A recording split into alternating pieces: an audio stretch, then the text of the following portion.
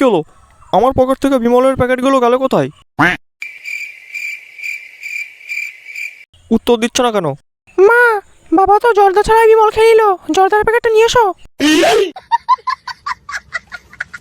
কথাটা কানে যাচ্ছে না? বিমলের প্যাকেটগুলো কোথায় গেল?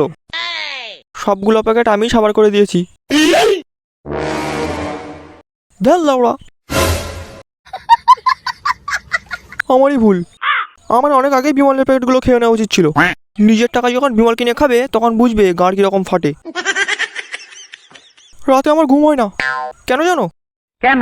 ভয়ে। এই ভেবে যদি আমি ঘুমিয়ে পড়ি তাহলে সব বিমল এই হারামজাদা একাই খেয়ে নেবে। যদি এই শালা নিজের টাকায় বিমল কিনে খেত তাহলে আমি কিছু বলতাম না, কিন্তু এই হারামজাদা,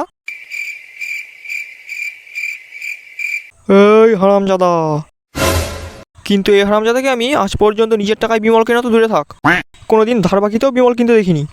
এই, কেন বিমল কিনবি না তুই? হ্যাঁ, কিসের তো যেত? কেন বাপের পকেট থেকে বিমল চুরি করে খাবি হারামজাদা? তোকে আজকে মেরে, ওই বাবা, পদে বিমলের প্যাকেট গুঁজে দেবো।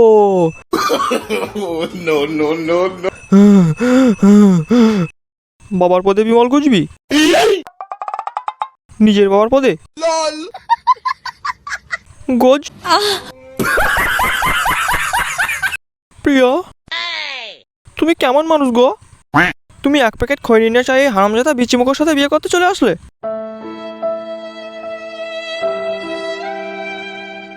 একটা সত্যি কথা বলো তো প্রিয়া, তুমি কি নেশা করতে চাও?